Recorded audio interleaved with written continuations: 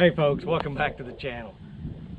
We are at a standstill on backfilling inside this stem wall. Yesterday we passed our final compaction test, and so I started pulling out the ramps and trying to recompact compact the clay underneath the ramp. Came to a screeching halt this morning because the compactor broke. I went back to the rental house and they didn't have any that I could rent for the day.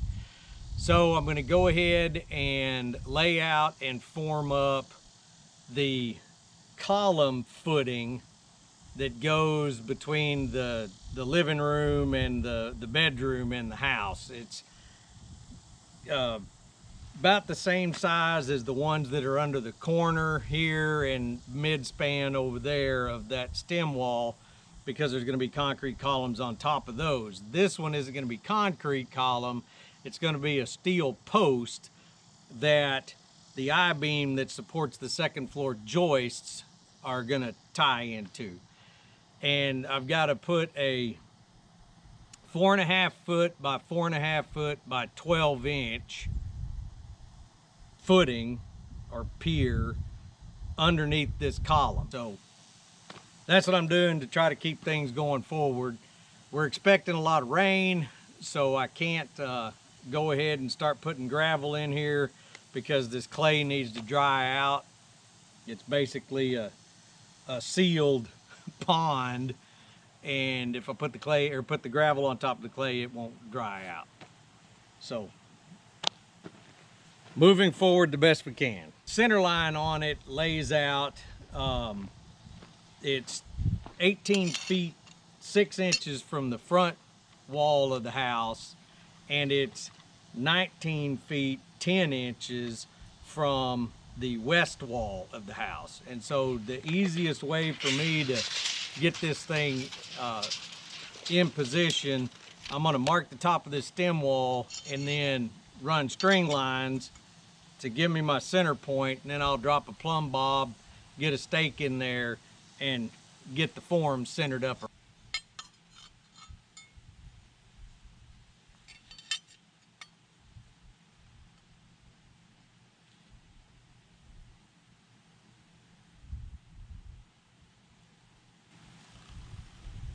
And we got 4.5 feet square that we can fudge around with, so I'm not overly concerned about this stage of it. When it's time to mount the actual post on this pier, this is going to be a lot more critical, because we don't want the I-beams to be running at a crazy angle. So I'm not going to weld the mounting flanges on that column. I'm just going to put the column up bare, and then when we do the concrete columns, the embeds that go in it, I'm not going to weld the mounting flange on that either. We'll bolt them to the I-beams, and then when we get them up and get them in position and get everything squared, I'll go ahead and weld those off. It just makes for a easier, cleaner installation without trying to get everything lined up, kind of floating in space. And now we're 19 feet 10 inches from the west wall of the house.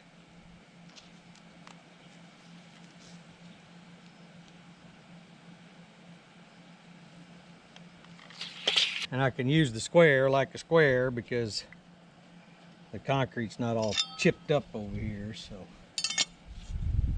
and like I said, this is not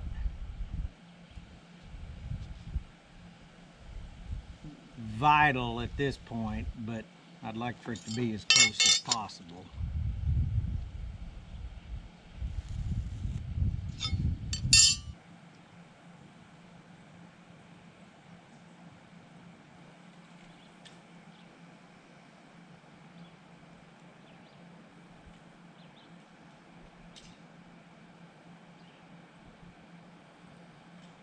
Since this is not going to be permanent, when it's time for me to actually install that column, I'm going to have to offset this line, the thickness of the column, or half the thickness of the column on each side. For today, it doesn't need to be permanent. So I'm just going to use a string line and some weight on either end to hold it across here so I can get a center mark on it, and we ought to be good.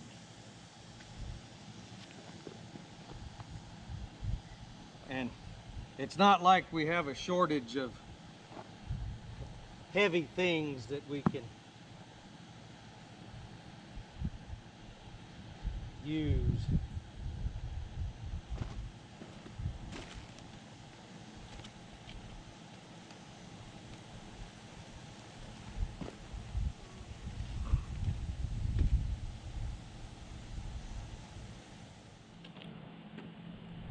All right, let's use our plumb bob here and see if we can get this marked without moving these strings.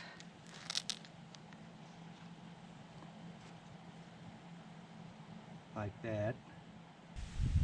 And I know normally you would do this with a nail, but the nice thing about that screw is it's got a little socket that the plumb bob will sit down in. Close enough.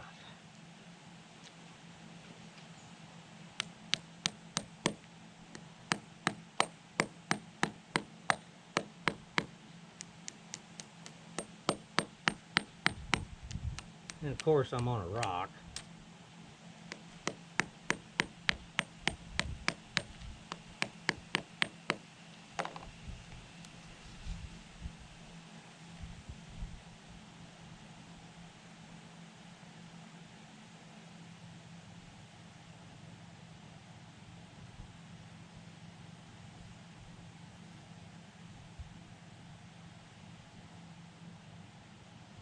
Good enough.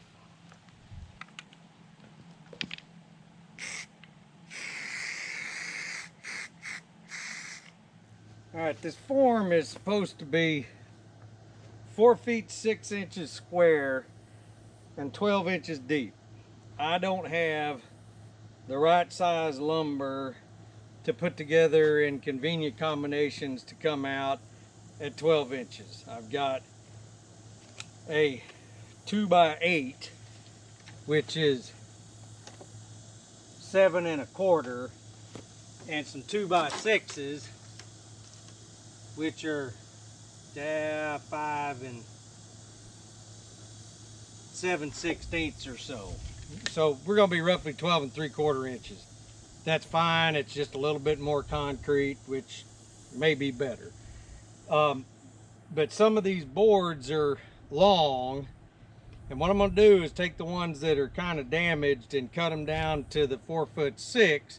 The other ones I'm just going to let run long, because when we start putting the walls up, we're going to have bucks for inside the window openings and other things, and so it's better to have some longer material than a bunch of little short pieces.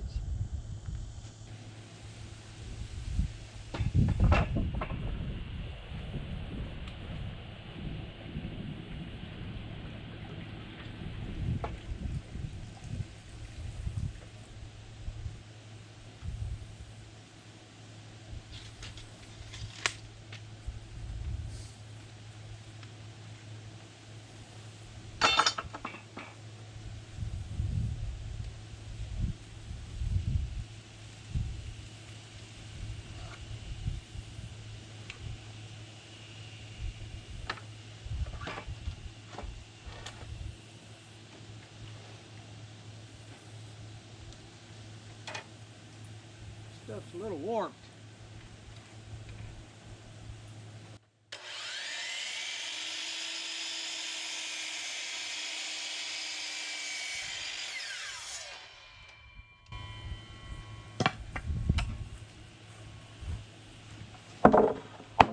Okay, so I'm gonna let one end of this run long so we don't cut it down, because these are 5 feet, and our window openings for the front part of the house, one of the dimensions is 5 feet. So we can use these to buck inside the window opening.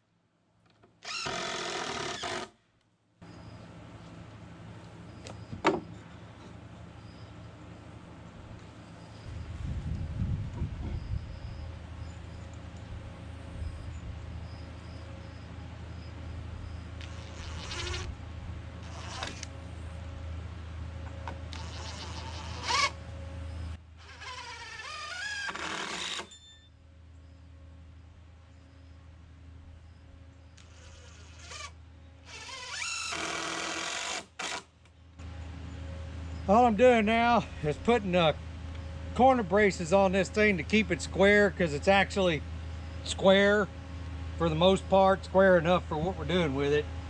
And since I gotta move it, I don't want to torque it all around, and it'll be easier to line everything up if it stays square.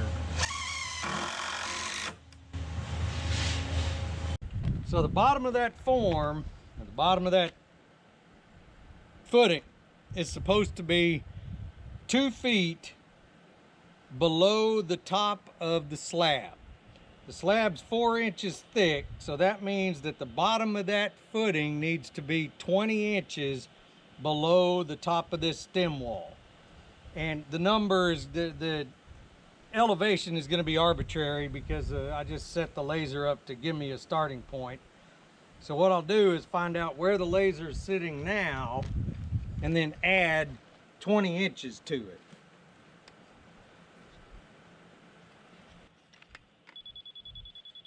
Okay, that's 1 foot 7 3/4 inches, or 19 3/4 inches. So I need to add 20 inches to it. So that means we'll be at 29 3/4 inches. No, that ain't right. Shouldn't do math on camera. So 1 foot 7 3/4 is 19 3/4 plus 20 is 39 3/4. Good Lord, 39 3/4. So 3 foot 3 3/4. That's a little better.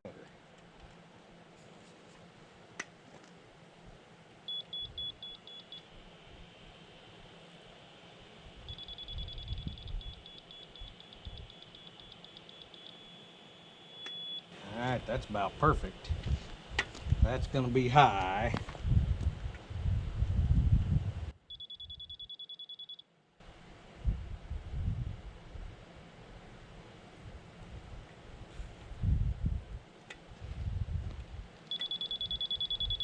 Okay, so I got a high spot here in the middle.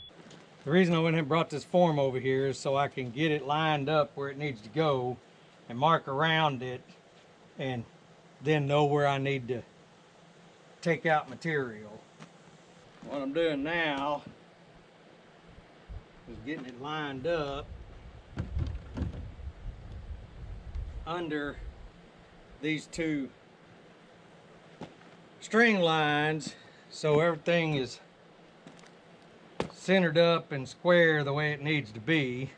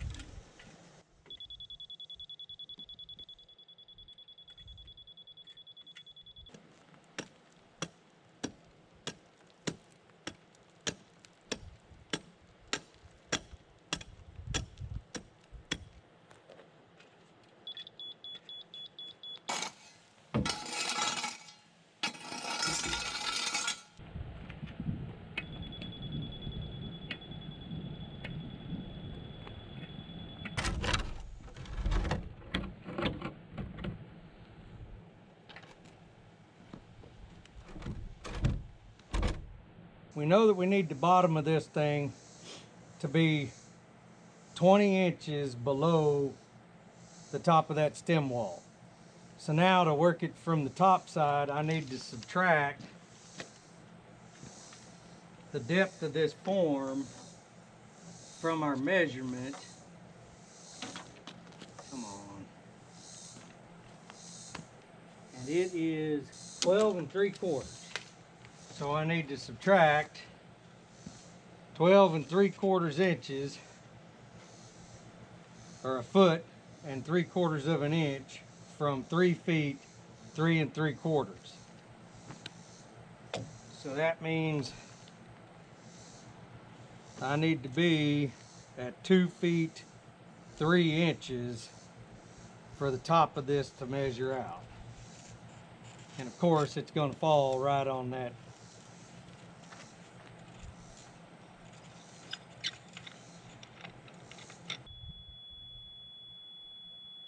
Alright, we're about 3/8 of an inch low there. Now I need to see if I can drive these stakes in without knocking this thing around all over the place.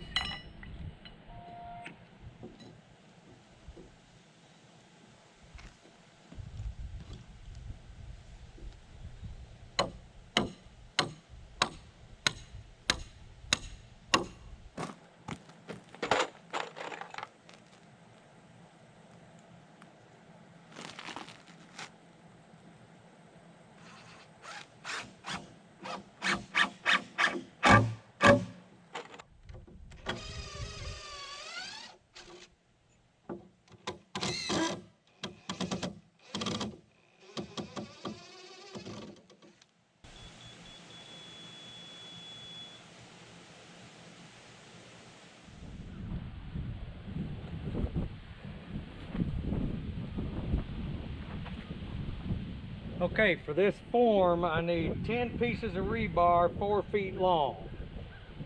And what that'll do is give me 3 inches of coverage at each end of each piece of rebar. And then it goes 4 inches-ish off the bottom. You don't want it to be less than 3 and no more than about 6. So we're gonna try to get it in there about 4 inches. And each one of these sticks of rebar should be 20 feet long, so I should be able to get everything I need out of 2 sticks.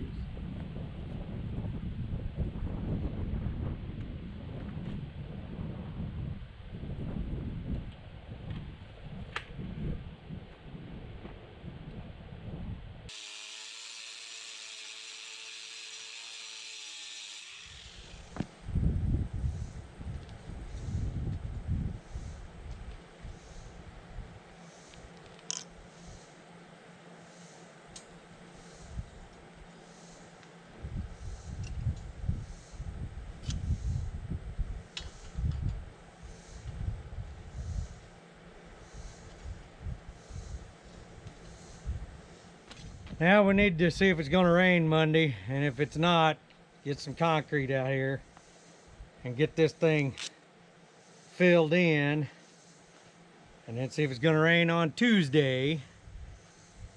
And depending on what happens with the weather, either rain or no rain. If it's no rain, I'm going to start putting gravel in. If it's rain, then I'm going to have to wait for this mess to dry before I can start putting gravel in. But I'll bring you back when it's time to pour concrete. All right, got concrete coming to fill in this pier, so I'm gonna get to work.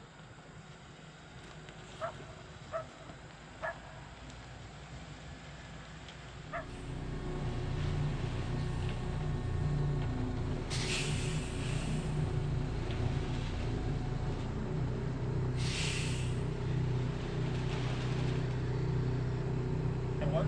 Yeah, I mean it ain't running down the chute, but I think all of them come down that chute so we can. And if it's not, well, I wish it had been.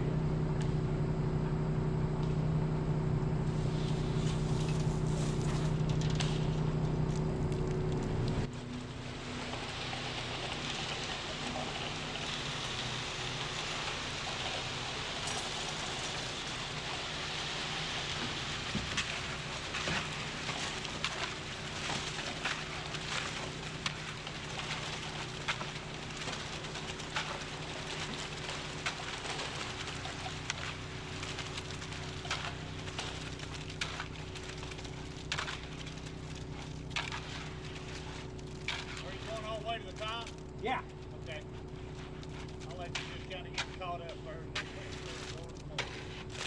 Yeah, we're probably about halfway.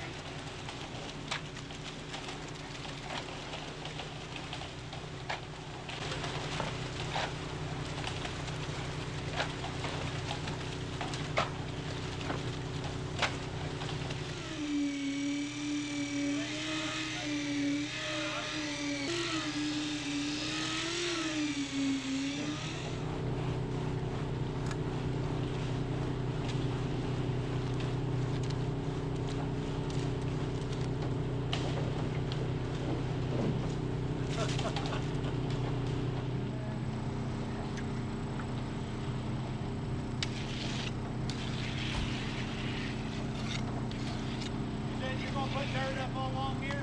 Yeah.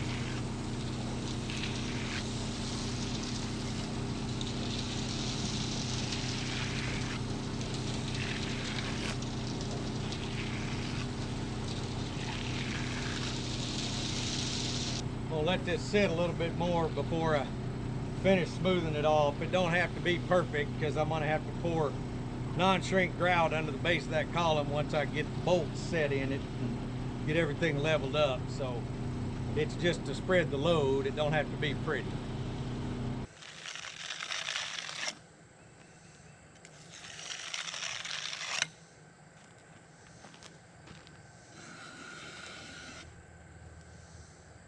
All right, I think that ought to be good to go. Once we get ready to put that column in, I'll do my offset on my lines, stand it up on here, mark, drill out for the rear, for the mounting studs, get them set, and then put my non-shrink grout under it, and that should be ready to go.